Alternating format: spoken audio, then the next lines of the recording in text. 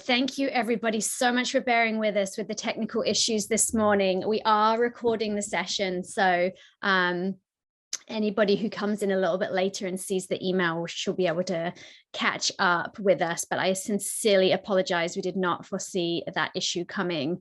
But thank you everyone for being here. My name is Samantha Putnam and I'm the Interim Executive Director for the Alumni Association. And I'm really excited to welcome you Gauchos to our inaugural Black Alumni and Student Connect weekend. Thank you so much for joining us. And thank you for those that attended the welcome session this morning. Hopefully everybody's really jazzed up. And I think we kind of need to start every Friday like that, honestly. I want to start out by thanking our planning committee who have helped put this event together. So our alumni board members, Senator Chenadu Adoka, Ryan Newton, Shauna Wright, Casey Majay, Philip Tucker, Michael Citron, Leslie Klonoff, Diane Duda, and our guest committee member, Alondra Island Chavez. I'm delighted to introduce to you our planning committee member, Ryan Newton. Ryan graduated in 2006 with a degree in sociology, and Ryan is an account relationship manager at Alcon. Thank you, Ryan. Thanks, Samantha. And if the last 2 years have taught us anything, is to be flexible and go with the flow, right? It may not be perfect, but it's worth it. So welcome, everyone. You're part of the first Black Alumni Connect weekend, and I just want to say pat yourself on the back because no one else will be able to say that. I'm extremely excited to see this event come to life, build community, foster relationships, and ignite, engagement. And I hope you are too. So being an authentic leader comes with its challenges and triumphs. And here to help us navigate the discussion is UCSB Black Studies grad of 1998 with over 20 years of experience in various markets. After achieving measurable success, she found significance through empowering others to create a life without limits. She founded the Dream Studio, a multimedia personal development and branding platform to equip others with the tools to achieve their personal best. Dream released her life coach, motivational speaker, and visionary leader, all while being married and a mother of two. Now to bring it all together and moderate being an authentic leader, Mrs. Jamila Chambers. I tell you what, Ryan, I should start every Friday out with that type of introduction from one of my fellow Gauchos. I am so thrilled and excited to be here. My name is Jamila Chambers. However, when I was at UCSB in the 1990s, my last name was Wyndham, and I am one of a legacy of members of the Wyndham family that have graduated from UCSB. Can you believe that we have had a member of our family graduate every decade since the 1970s, with our most recent graduate, Jordan Wyndham, being class of 2020. So our investment as a family, our investment to this community, our investment to each of you is something that we take personally, and I'm so thrilled to be here today.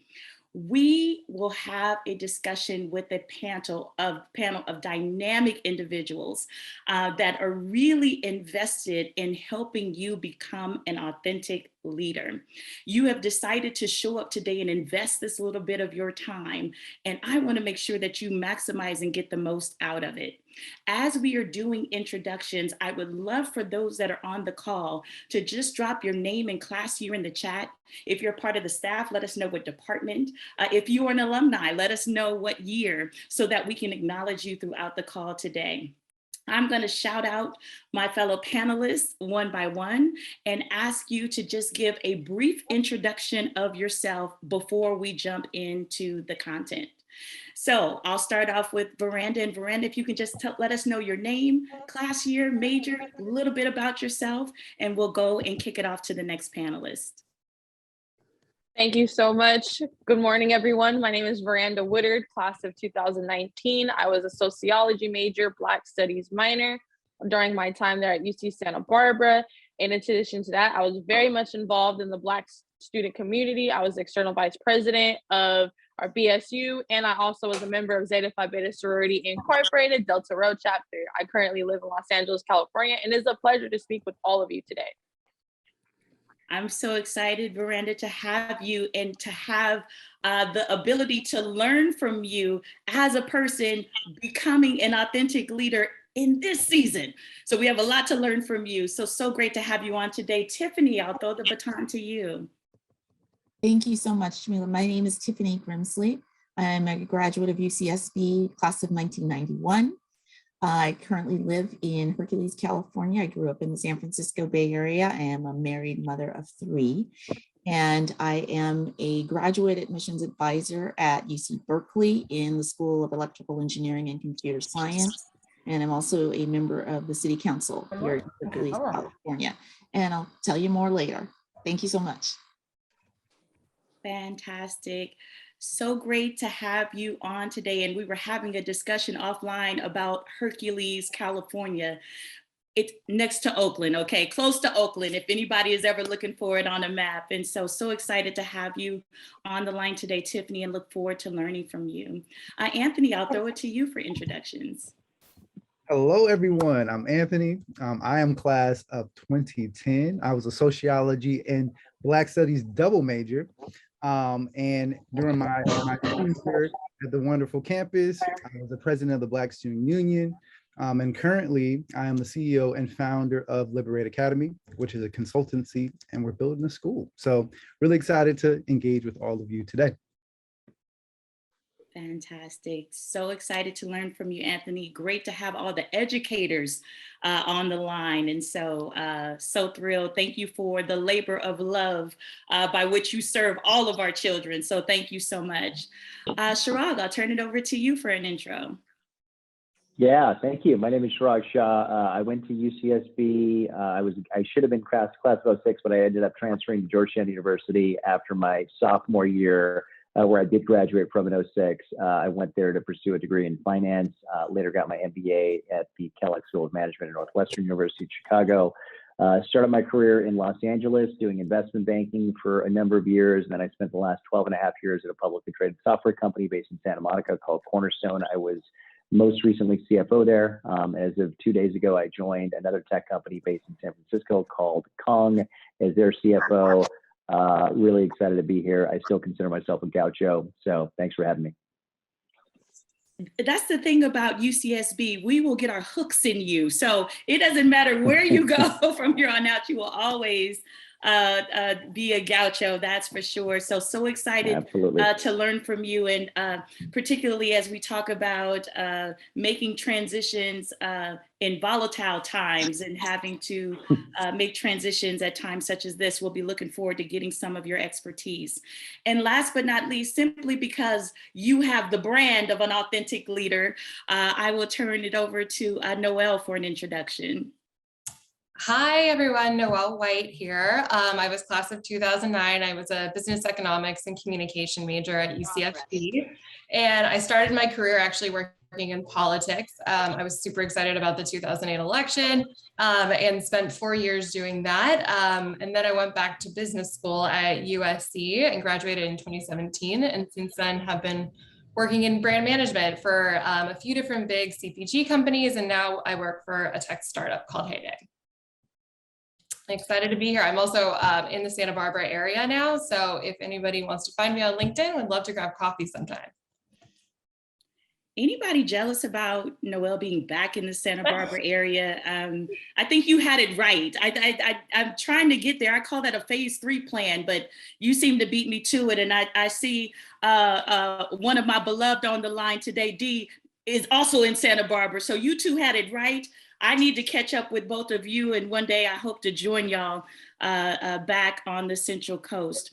I'm going to do this because the title of this panel is Becoming an Authentic Leader, Becoming. And I want to ask the panelists, just to start off our discussion today, to think about your own journey of becoming. Before we, in the words of Dr. Dre, learned how to ride the beat, learned how to perfect the beat. Like before we got there, there were mentors, there were coaches, there were family members, there were folk that kind of spoke into our lives, folks that we emulated as a leader, as we were developing our own values and our own stance as a leader. I want you to just tell us briefly, and I will ask each of the panelists this question: who was your leadership role model? And what is one takeaway you took from what you learned from them as a leader that you currently employ today? We have emerging leaders on the line today, those just starting out. So if you think back to who kind of gave you your roadmap and whose footsteps you follow in, who is that person and what is it about their leadership that really guides how you show up as a leader today? And I will bounce that question to Tiffany first. If you can just let us know who inspired you on that journey upwards, and what do you take away from their leadership today that you still employ? Thank you so much for that question. That's such a great question because, you know, I hope that everyone like me has many role models, that there are many people that influence your life as you are becoming the person that you were created to be. But my number one role model was my mother. And in many ways, I'm walking in her footsteps. The things that she taught me from early in life are the things that have sustained me, the things that have grounded me, and the things that have kept me reaching higher. She taught me to be true to myself. She taught me to be true to my values. She taught me to not let fear stop me. And she taught me to not let anyone tell me I was anything other than who I actually am or what I actually am. So, and she meant no one.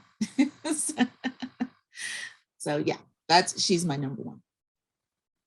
And getting that message kind of grounded in ourselves, that no one gets to, right, tell us anything other than what we were designed to be. That's something that over and over again, we have to hear our mother's voices or our mentors or our coaches' voices, because there's so many other factors that try to tell us something else. And that's a great tip as we're on our way to becoming a leader that we can certainly employ. Noelle, same question for you. Someone that inspired you, what was it about their leadership that you took away, and how are you employing those particular principles or what you learned today? Yeah, I think for me, there's actually two people that came to mind. I similarly was going to say, my mother was really impactful on my journey too, because I think what she taught me is really to be people first and like caring about people. And that's really helped me show up as a leader, because not just looking at people for, what they can offer you, but like them as a whole person, I think has been transformative to me. The other person that came to mind too was my manager at General Mills, so my last company I worked for, because she really challenged me this is literally full of to put myself out there and take those risks. So she set me up for, I think, success and to like think differently. So those would be the two people I would say. And when you talk about putting people first, you work in a very competitive industry that often sees people as things, right? As a means to sell a product, as a means to make a connection. And when you're challenged to put people first and have a people-centric or people-focused approach, how do you go about doing that when sometimes it competes with what you get paid to get done? Yeah, it's such a great question. I think it came up for me like in a couple different ways. Like in my role, I work with so many people from so many different backgrounds. So like for context, what brand management is, it's like under marketing, but it's really being kind of the CEO or general manager of a brand within a bigger company. So I'm working with people from R&D, from finance, like engineers.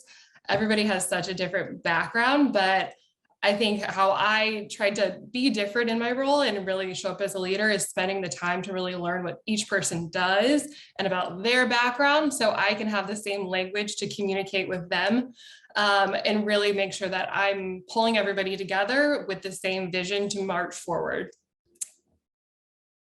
Thank you for that. Chirag, you've had the opportunity to kind of hear everyone's feedback thus far about those that kind of spoke into their lives and impacted them. And for you on the journey, whose voice is kind of amplified in your ear when it comes to you being a leader and what you've learned and how you move forward? Sorry, I was on mute. Definitely my parents, like the other two panelists sort of mentioned. I mean, I got a lot of influence from them, not just as a leader, but as a person. They molded me in many different ways. I had in addition to my parents, I had a CEO that I work with at Cornerstone, which is my previous company, and he brought me to the company, and he was really my sort of my guiding light in terms of how to be a leader. He taught me a lot of different things. He taught me about being honest and transparent as a leader, being yourself and acknowledging your limitations, focusing on your team's objectives and not your own, right? We all have our own sort of things that we want to accomplish. And to be a true leader, you need to focus on the team that you're driving forward and have their objectives be sort of top of mind. He taught me to listen to input. That's something that I have done or tried to do consistently as a leader for many years, and learning from people, listening to the very smart people that I've been fortunate to have surrounding me on my teams, committing to developing yourself, right? You've got to be self-aware as a leader and understand, I said earlier, know your limitations. You have to understand what those limitations are, but you also have to, go out and try to improve in areas that you can, and leaders can do that just like anyone else can. And so you've got to make sure that that's something that you commit yourself to and spend time doing, and then holding yourself accountable. I as a leader have tried to do that. I have good days and not so good days like everyone else, but understanding when you don't have those good days and finding ways to make the next day better, I think is really important to be a strong leader. So those are some of the things I learned from my last CEO. His name was Adam Miller, and I just really took a lot away from how he led, and it's really molded me into the leader I've become today. And Chirag, just to expand on that a little bit, and I think you can appreciate this with having the career that you've had. There are some lessons that were taught, and then there's some lessons that are caught, right? Being in the environment, watching leaders lead, watching the way in which tough situations are handled, tough conversations are handled. What advice do you have for those that are on the line that might be waiting for some of those lessons to be a little bit more academic, right? That might be waiting for those lessons to be a little bit more one-on-one, when really sometimes we should be paying attention in ways to catch those leadership lessons as we're along the journey. Yeah, look, I think that I never really learned how to be a leader by reading an article or a book or anything like that. I mean, I did it by observing, and so I think that's really important. That's one piece of advice that I would give everyone who's on this call and who's trying to become an authentic leader, as they progress their careers. I mean, it's really important to observe those around you and sort of take away what you like from the people that you work with. Obviously there are going to be some things that you don't like and some things that you do differently, but observing, understanding what others are doing or how they lead, and taking away what you think is good from different leadership styles will help you mold your own and determine what works for you. I've also, as I sort of went through my career, I have been put into positions where I had to figure out how to lead in an authentic way, because I didn't have a lot of experience with the leadership roles that I was put in. The two most recent examples was that I was the CFO of a publicly traded company. I'd never done that before. And prior to that, I was the general manager for a few different business units at Cornerstone. I'd never done that before either. And so I think some of the qualities that I talked about earlier, honesty and transparency, acknowledging limitations, listening to input, developing myself, holding myself accountable, were things I needed to do due to the fact that I just didn't really know what I was doing in these roles.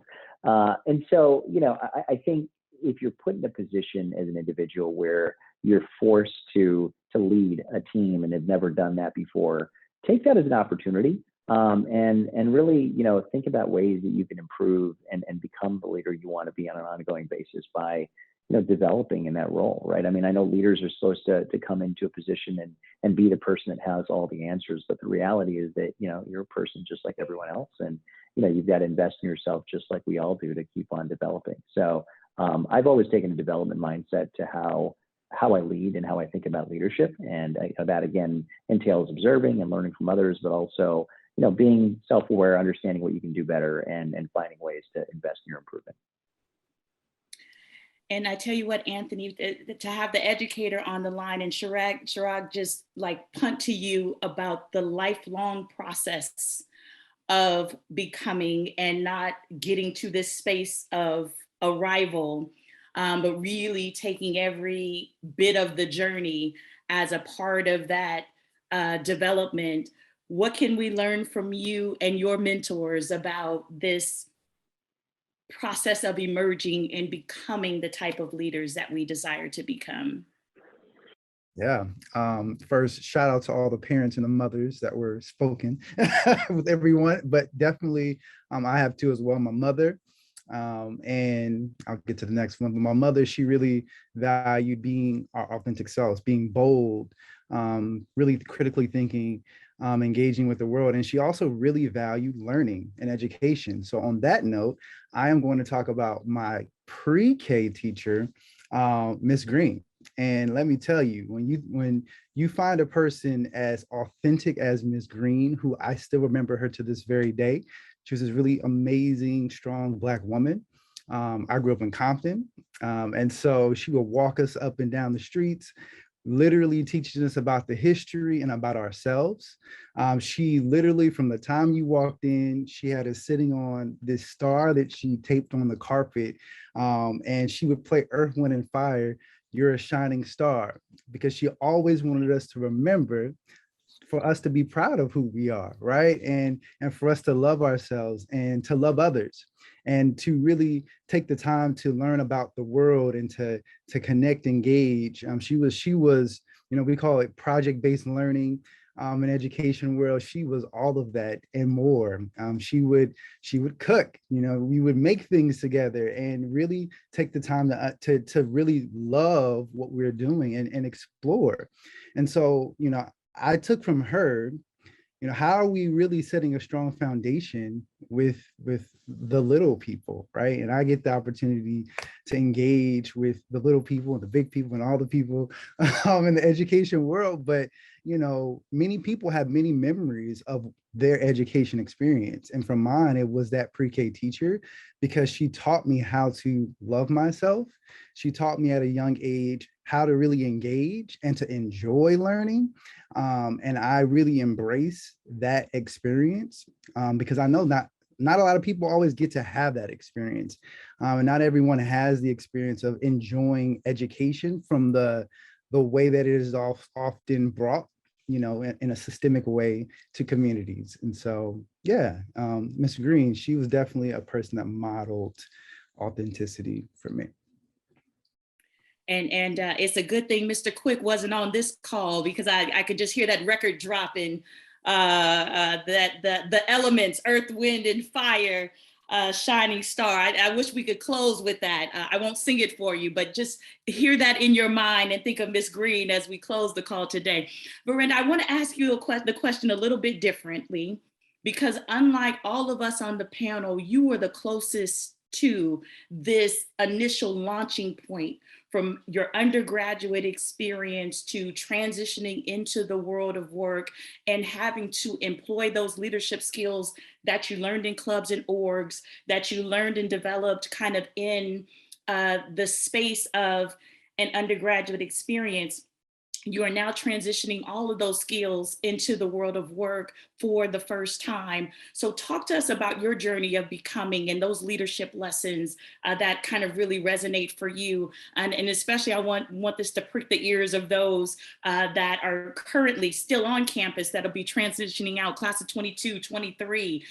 What can they learn from you that you can provide some insight on to help them along the way? Of course. So the biggest thing is I love to be one of the few people that sees the best of both worlds, as in I was the last physical class to be able to graduate from UC Santa Barbara.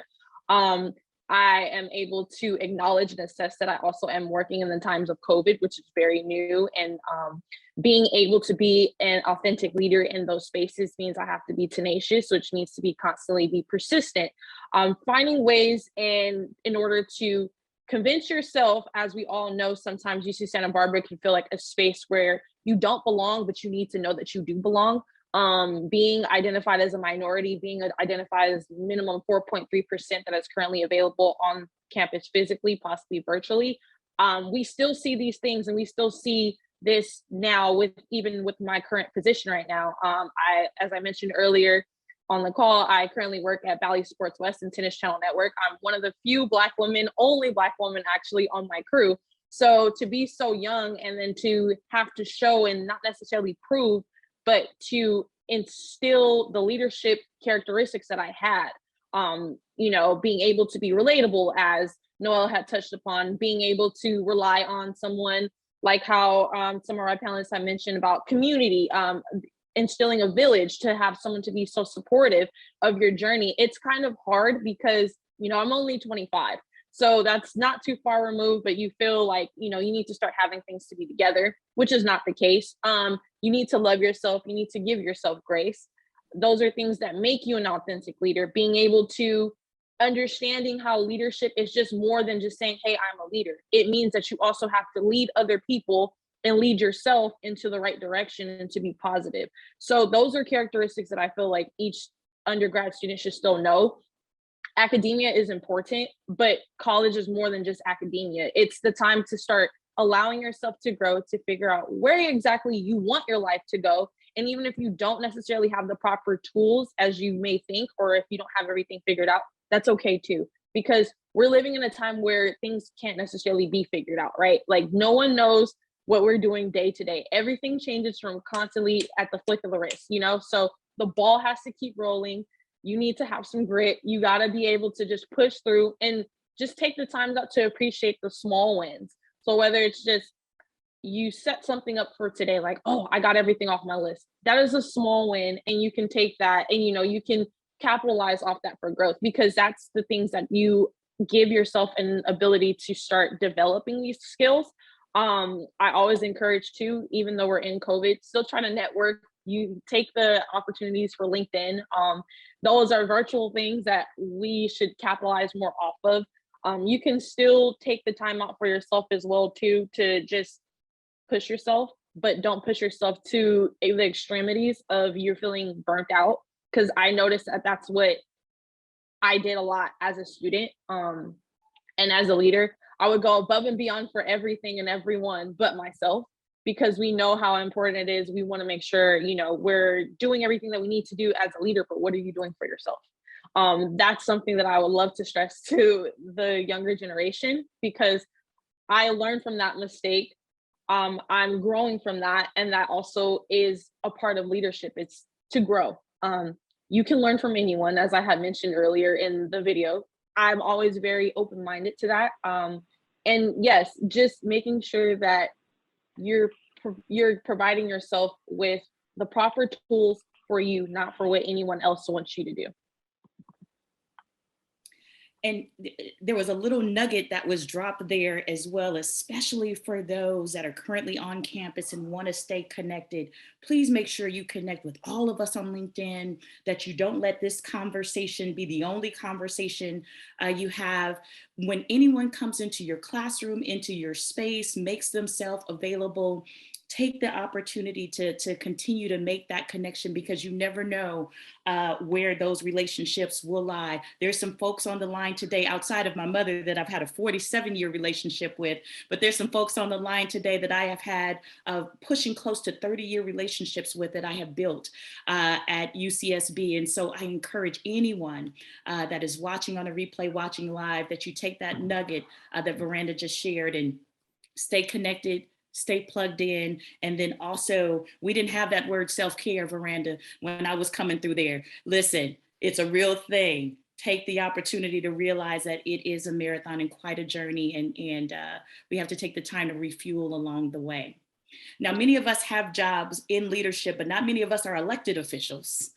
And our elected officials and our educators in particular, and those that are in formalized leadership capacities, have really come under fire a lot lately. Issues of credibility, issues of trust, issues of trying to figure out how we can have confidence in those that are leaders. So Tiffany, I want to throw this over to you, being our elected official on the line. What is it about your leadership style? What is it about the credibility and the trust that you've been able to give your constituents? What is it about the way you have presented your value system and the way that you operate that you think really resonates with your constituents and those that you serve? Thank you for that question. You know, when I was campaigning, the one promise that I made to myself, and was the only promise that I made at all, was that my integrity would remain intact. Win or lose, my integrity would remain intact. And I've stayed true to that. And so, we get these little nuggets of information. People try to encourage us as we're coming along. People tell you things like, fake it till you make it. Or, there's another good one that I wrote down somewhere. Now I can't find it. But, in the end, you have to represent what you're really about. And because my role as a council member, I never forget, is a service position. So more so than a leader, I think of myself as a person giving service to the community. And so my job primarily is to bring the voice of the community to the council. So I sit on a council of 5 people and I'm one individual voice. What I think and what I believe and what I'd like to see in the city, it matters, but it doesn't matter as much as my bringing the community voice forward. So if I want to build a new park with a basketball, court, and our community doesn't want that, then, I got to put a basketball court in my backyard because our community has other needs, other wants, and my role is to be true to that. But showing up as a leader in the political sector really is about truth telling. And that's the thing that's lacking so much by so many of our so-called leaders. Being an authentic leader, I think, begins with being authentic yourself, or being an authentic individual. And it took me a long time to get there because there were a lot of stories that I told myself about myself as I was growing as a person and as a leader that weren't always completely true, because I was trying to fit in a box or be something that someone else decided that I should be. But as I began, and as I encourage everyone to do, start getting really comfortable with who you are. Start learning, what you value, what is meaningful to you, what drives you, what are you passionate about, and be true to those things, because those are the things that will move you forward into doing something that's meaningful for you. And so what I realize about myself now is that I've always been service oriented, even when I was at Santa Barbara. So this is just an extension of something I've always done. It just has a title. Thank you. Listen, and I say it all the time, Tiffany, it's one thing to be able to get into a space like this with our virtual microphone, but can your life preach, right? Can we follow you home? And you're walking around everyday life and see the same thing that we see maybe in some of these public spaces, in our private spaces where we think nobody is looking. I'm going to read this, Anthony, because you almost were ready for the panel before there was the panel. You as an educator are dedicated to creating spaces and places where communities can lead and learn as their authentic selves. You have that as a baseline value and a truism for the way that you approach being an educator. And so as we talk about that conversation of credibility, trust building, and then employing those values in the next generation, talk to us about being intentional about creating those places and spaces for that to happen. Yeah, living, leading, learning as our authentic self. That is literally the tagline of Liberate Academy. And it's really rooted in 4 core practices that have been built with the communities in which I serve. So I love that service was mentioned, and that is co-creation, first and foremost. When you oftentimes schools kind of plop themselves in places, or people come to places and they already have ulterior motives. But true co-creation is really taking the time to have systems where you're listening, right? Any situation I'm going in, whether it's school turnarounds as principal, or district development around diversity, equity, and inclusion. It is doing listening tours and truly listening to the stakeholders, and not just talking over, but truly listening. What is it that people want, right? What is the strengths of the community, right? And leading from a very positive mindset and strength-based mindset in communities. Oftentimes people have deficit mindsets. Then secondly, what are some things that we need to grow in, right? So we can continue to get better and really strategically work together to have voices together, to make decisions together, and make sure that that system is consistently interwoven in what we do. Secondly, I'll say liberation, right? People interpret liberation in many different ways, right? There's Black liberation, there's tons of liberation theory, but in our work, we incorporate that, but we also really think about ourselves, right? How are we learning about ourselves? Because as leaders, it is important for us to know how we show up, right? Because we can create oppressive spaces, both intentionally and unintentionally, by not being knowledgeable of ourselves, right? How do I like to learn? What are my strengths? If I love to dance or to sing or to speak, how am I incorporating those things into my daily practice and what I do, right? And really making sure that I am really taking away and pushing against the things that may oppress others and that are also oppressing myself. So self-care is really important. I would also say love ethic. There's a quote by Bell Hooks that I think is really important, rest her soul. The moment we choose to love, we begin to move against domination, against oppression.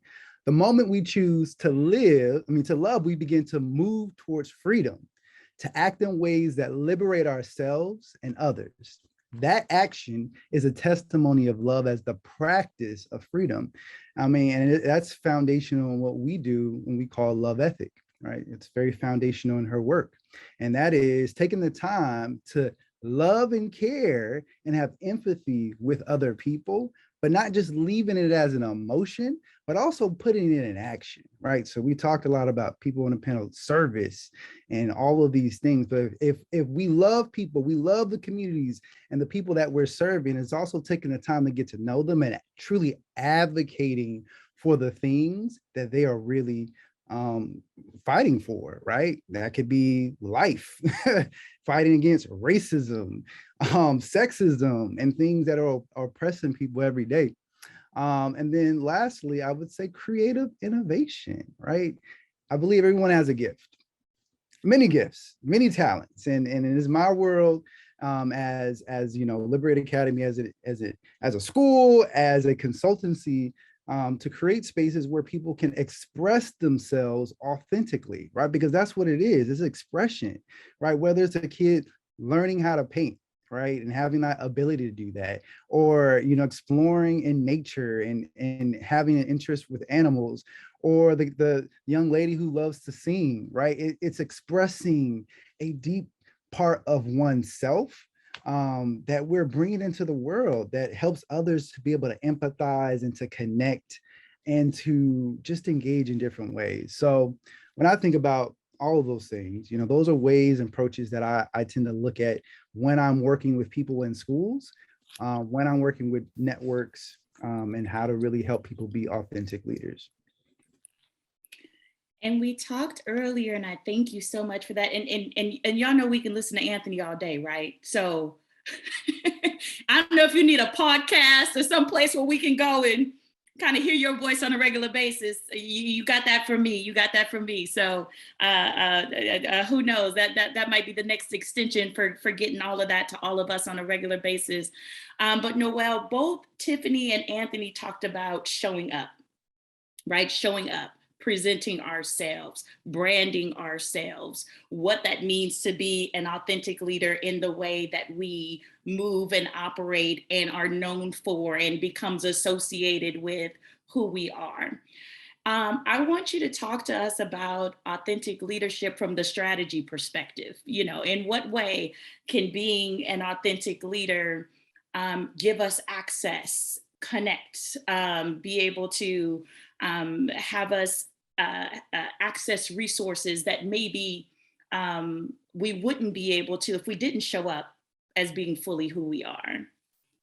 Yeah, no, love the question. And I mean, I think it's a continuous journey to really find authentic leadership. So, I mean, I'm a big fan of Brene Brown and Oprah, so I'm listening to all their podcasts. So a lot of ideas are cycled from those, but kind of the three things that, in terms of connecting with strategy and really showing up as an authentic leader, that came up for me is first being vulnerable and taking chances. Like, it is always going to be scary to put yourself out there when you don't know what you're going to get back. But having the courage to do that really will push you to the next level, because it'll help you get outside of your comfort zone. So, I mean, it could be, applying to a grad school when you think you're not going to get in. It could be presenting at, a company-wide meeting where, your future manager sees you doing that presentation and is like, wow, that person is super strategic and like, I want them on my team. So that would be the first, is like getting outside of your comfort zone and being vulnerable. And the second is leading from any position. So this is one that's like near and dear to my heart, because I came from a big company, again, working at General Mills, to working at a startup now. And, there was a culture of recognition at General Mills, and I didn't have that when I started at the startup. But it's so important to make sure that people feel seen and heard, and you don't have to be, in charge of a team. You don't have to have direct reports. You don't have to lead big meetings to show up as a leader. Like, it can just be sending an email after a presentation to say like, hey, that was really awesome. And like, lead from that place. So for me, like, how this has shown up is, I wanted to make sure, especially while everybody in our organization is working from home, that people felt seen and celebrated. So, I did something super simple, but just celebrating people's birthdays. Like, that's something that's very much in my control. And that's, I'm now in a place of leadership as a culture builder. So it's those little things that matter. And then the last thing I would say too, in terms of like being strategic about, showing up as an authentic leader, is really asking for help. Honestly, you're not going to be the expert. Like, I have managed people who are a decade older than me, and like worked on teams where people have, again, decades more experience. And I feel fortunate that I'm not the smartest person in the room, because I can learn from them. So I think it's being willing to say like, hey, like, here's my point of view, like, would love to hear how you're thinking about it. And it's making me smarter. And it's also like helping to build that relationship with this other person. So just being able to ask for help, and also, of course, being willing to give it when asked. So those would be like my 3 key points. And it's also so important to realize that authentic leadership is a strategy, right? It is a tool. It is a nugget. It is something that is a difference maker, and something that sets you apart when you are in a sea of folks that maybe don't have the level of competency you do, or maybe have the level of competency you do, but don't have the same compassion, the same ability to be a connector. All of those things, for those of you that, again, are in that emerging place or looking to make a transition in your career, all of those things are not only parts of our leadership that align with our values, but they really can be a strategy to kind of help you move forward in your career, or make transitions, or make other connections that will benefit you as you grow and transition into other spaces. Miranda, I want to ask you this. You have done a whole bunch of stuff in production work, and you are at this intersection of media production, now kind of working in the sports, where I am currently in LA, about a mile from SoFi. So as we learned last weekend, there is no difference between entertainment and sports. It is all the same thing.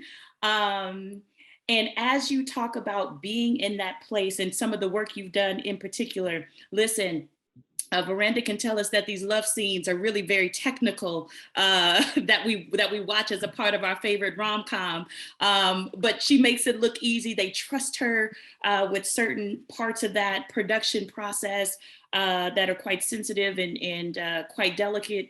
So as you're talking about being an authentic leader in that space where you have to garner high trust, where it's very, very public facing, where you are working with folks such as celebrities or athletes or other entertainers or execs that maybe are in those higher profile, more public spaces.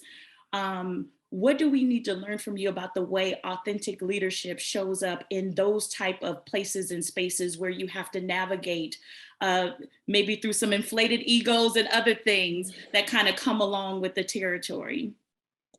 Thank you so much. This question is very interesting. The biggest thing that I take on, especially with leadership, is respecting boundaries, respecting privacy, understanding that we have different upbringings, so also having to be very open-minded to these things. I don't like to insult people for being arrogant, because I understand, like, I look at it more so as pride because they're very passionate about something. So I learned to redirect some of those microaggressions I can have towards people because they're not necessarily 100% understanding of what they're doing, because some people really genuinely don't, because everything is spoon-fed to them. Everything, like, it's like, I would compare it to like a child who's being spoon-fed by an adult or by a parent. There's someone constantly doing so many things for them. So I have to respect that portion of it. In addition to that as well, working with so many people who have such high profile or high status does not mean that I don't also have high profile and high status. I'm very much aware of being able to identify as, I'm in this space because we are all equals. So I treat myself such as that, and that also reflects on my leadership skills, showing them, because I look fairly young, that also is another thing too. Not necessarily looking at it as the approach of having to prove myself, but to show that I am capable, I am able. So those are also self-affirmations that I give myself to be in those spaces.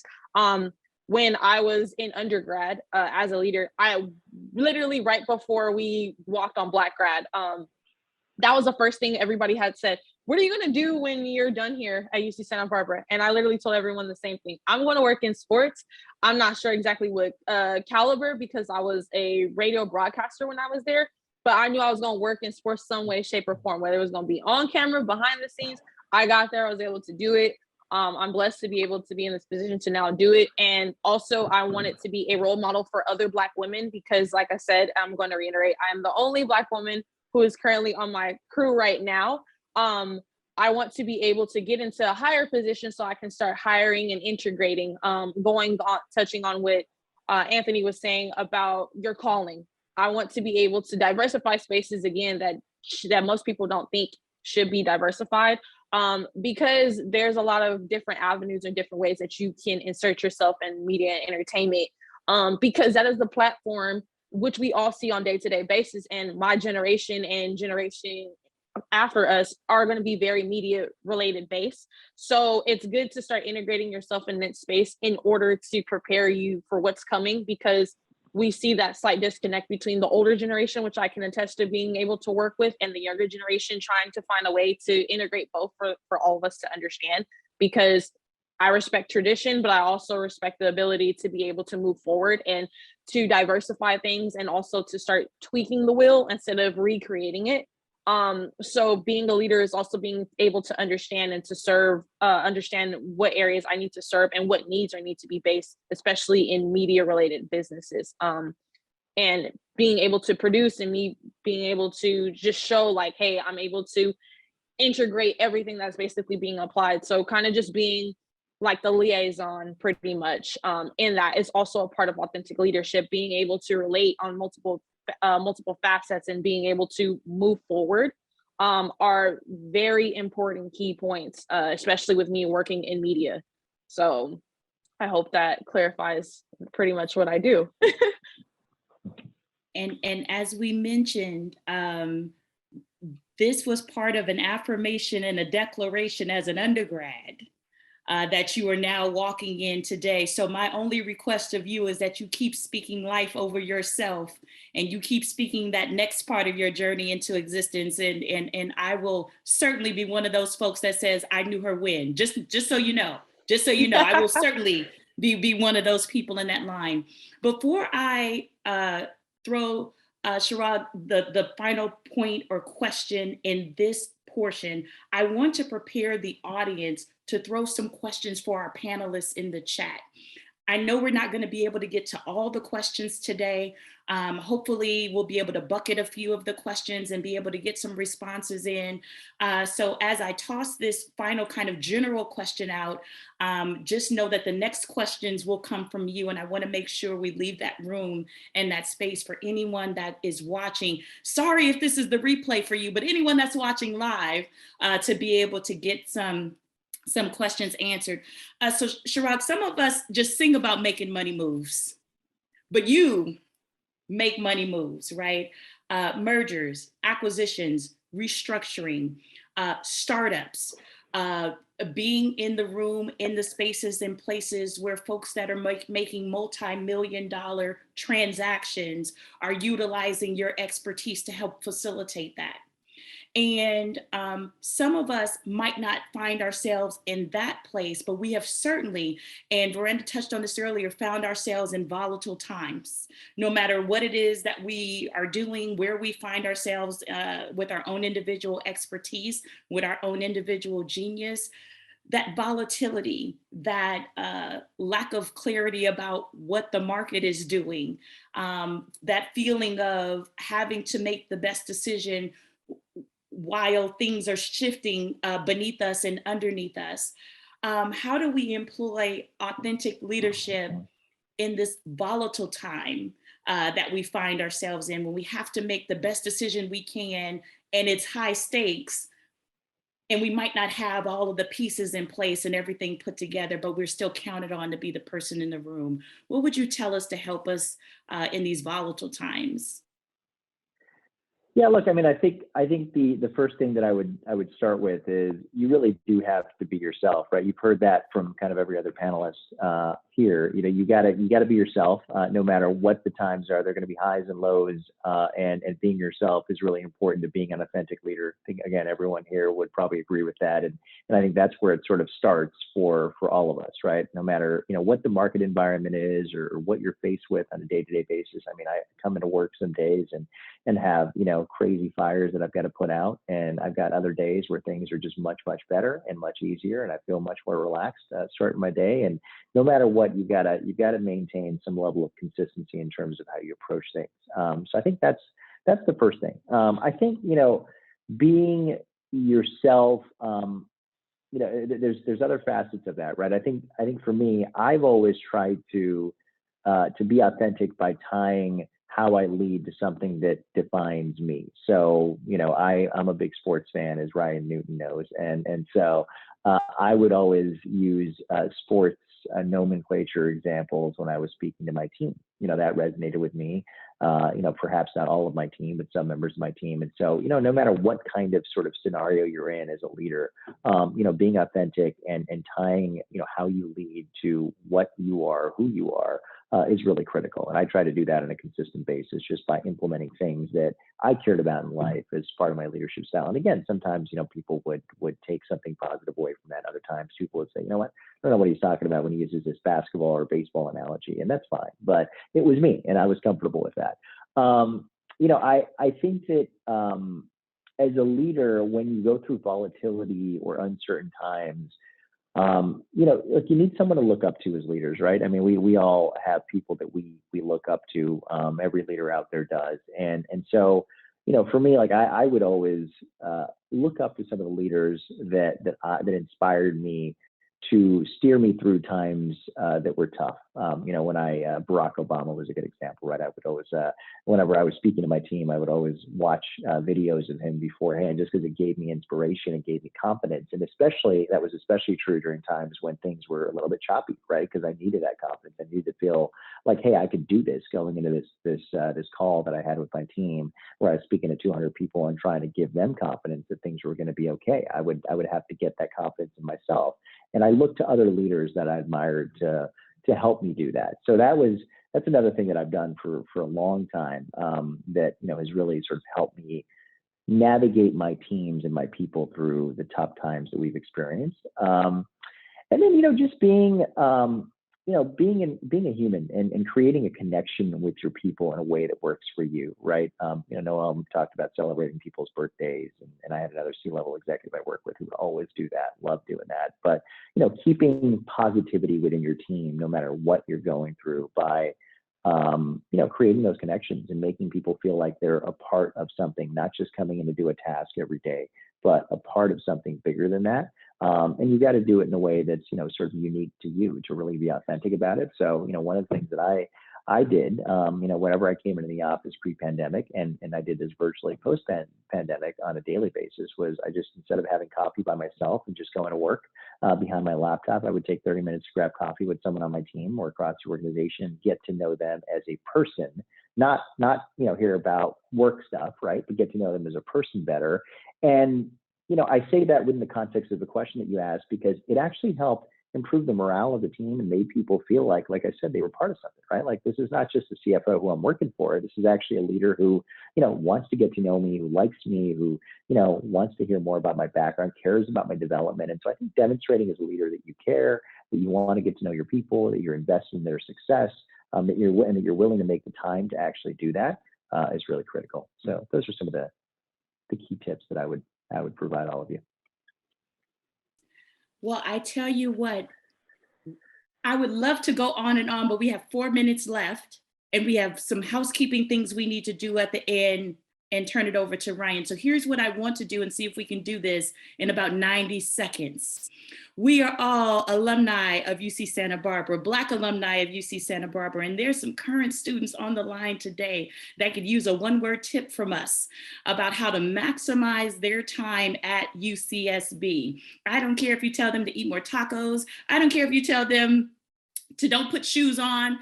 I miss my Birkenstocks personally. I don't care what your one word of advice or one piece of advice is, but in the 90 seconds we have left, I'll call your name, unmute and shout it out. What's your one piece of advice that you would give to current students about being on the campus of the University of California, Santa Barbara? Miranda, kick us off and we'll shout out from there. Network. Great. Noel. Connect. Tiffany. Find your people. Sharad. Focus. Anthony. Self-care. And I've got to go with slow down and enjoy it. There is nothing like the Central Coast and coming out of class into that Pacific Ocean. There is nothing like it. So with that, I thank you so very much for joining the panel, for participating in the discussion today. And I will turn it over to Ryan, Samantha, and the alumni team for our closing comments. Thanks, Jamila. Wonderful moderating. Excellent conversation. And thank you everybody for participating and joining. We have a few questions that came in on the chat. I just want to start by kicking it off. One from Phil. What are some tips you would share about developing sponsorship relationships? And this is to any of the panelists.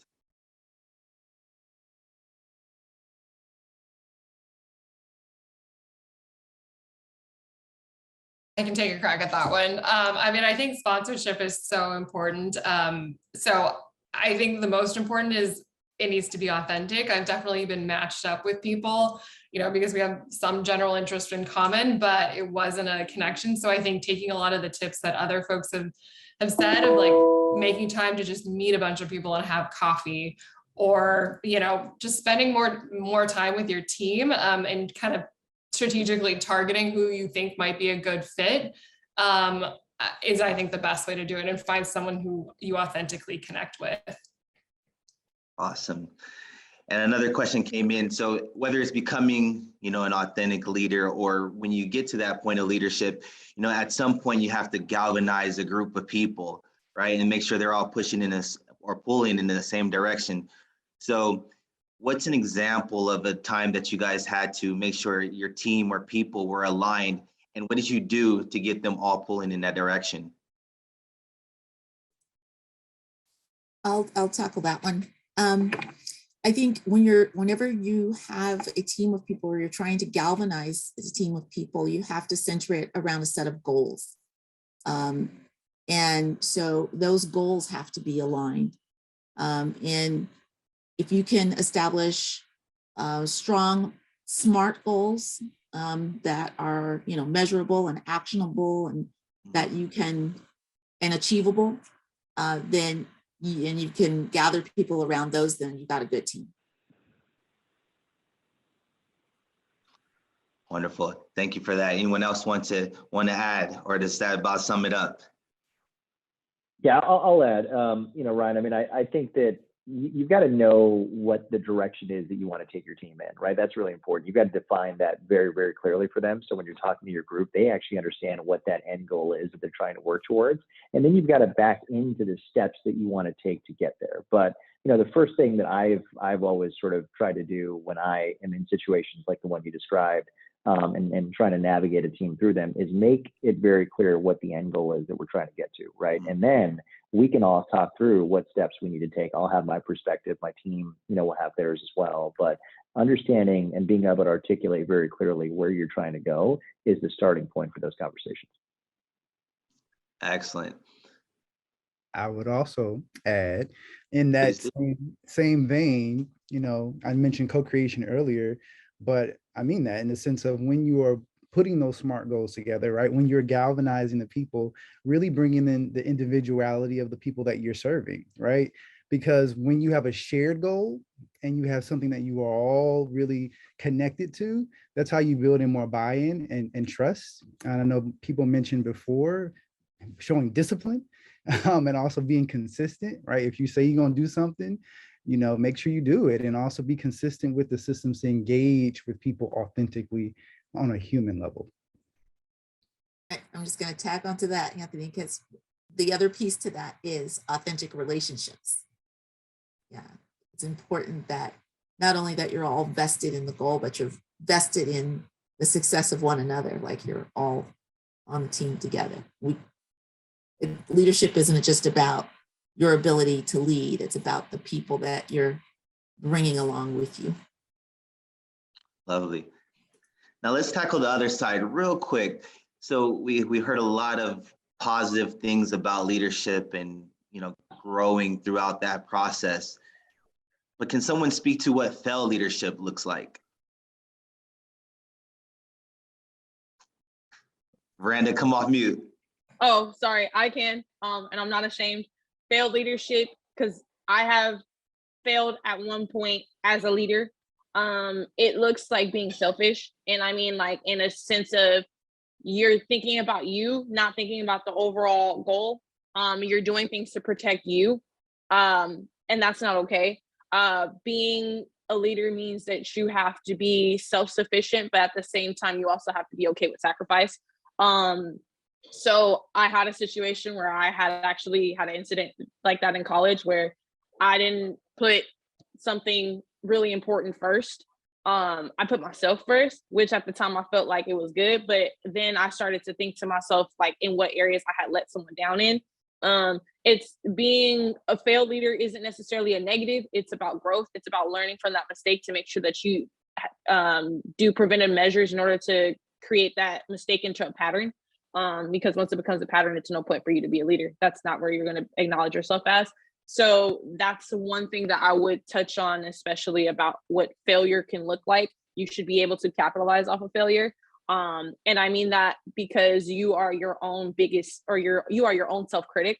It's also good to identify when you fall short on something, to take constructive criticism and to take that and to apply it into other avenues and other aspects to become a better leader or to develop into a better person. So just because something necessarily is negative does not mean, or you have a negative instance, doesn't mean that that's what identifies you as such. It's room for growth. So you got to turn a positive or turn a negative into a positive. And sometimes being positive can also mean it could be a negative because you put something else in front of something else. That's beautiful. I couldn't have said it better myself. Thanks for the transparency, Miranda. And as we wrap up this Q&A, I do have one more question. And Chirag touched on it because he looks at videos, he said, of Barack Obama for inspiration.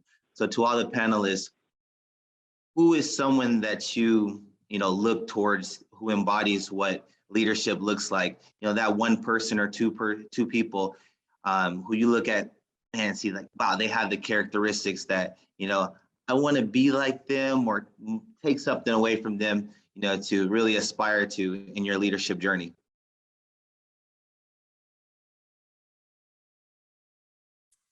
I can go. I said this one earlier, but I'm a big fan of Brene Brown, and she talks a lot about being authentic and being vulnerable.